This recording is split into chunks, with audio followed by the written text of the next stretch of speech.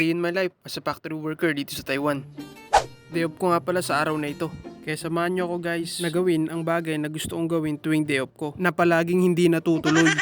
Lumabas na nga ako ng dorm dyan guys. At nasa lubong ko nga yung dalawang Pilipino na ka-job site ko. Sa company nga pala namin ay malapit lang yung dorm sa job site. Walking distance lang guys. Paglabas ko nga ay naalala ko na may parcel pala ako sa Shopee. Kaya naman kinuha ko muna ito bago ko gawin ang gusto kong gawin sa araw na ito. Na palaging hindi natutuloy.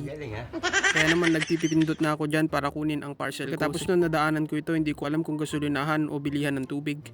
At sa tabi nga nito ay may claw machine at Kimco. Ito yung mga pwesto na makikita nyo paglabas nyo ng dorm namin. Ang company ko nga pala dito sa Taiwan ay Formosa Tapeta Co.L. Located nga ito dito sa Dolio, Yunlin County. Bale, nasa probinsya nga kami dito sa Taiwan. Kaya kung nakita nyo sa mga post ko ay parang nasa Pilipinas lang ko. At ito na nga yung bagay na gusto kong gawin tuwing day off ko, ang magbike. Buti na lang at merong isang available na bike dito ngayon kasi madalas nauubusan ng bike dito sa amin. Libre pa lang gamitin itong bike dito basta may yoyo card ka. Pero kung nag-exceed ka na ng 30 minutes ay magbabayad ka na ng 10 NT. At ito ay nakita ko ngayon isang kasama namin sa company. Hello! Pero patapos na yung kontrata niya guys at magta-transfer na siya sa ibang company. Napaka-relaxing nga ang magbike dito sa Taiwan guys dahil maayos ang daan at parang nasa Pilipinas ka rin kasi nga nasa probinsya lang kami. Bola lang yan. Saka wala pa kasing pambili ng motor kaya bike lang muna. At maganda rin itong way of exercise. Kaya naman na-enjoy ko talaga ang pagbabike. Tingnan nyo naman guys, parang nasa Pilipinas lang ako. Dito kasi sa amin walang matataas na building gaya ng mga nakikita nyong mga ibang influencer dito sa Taiwan. Pero mas okay na sa akin to kasi mas gusto ko naman talaga yung ganitong environment lang. Okay. Pabalik na nga ako dyan sa dorm guys. At sinuli ko na nga yung bike at wala nang charge kasi hindi naman ako umabot ng 30 minutes. Bago nga pala ako pumasok sa dorm ay dumaan muna ako dito sa bilihan ng mga Filipino foods na malapit dito sa amin. Naalala ko nga ay ubos na yung kape namin.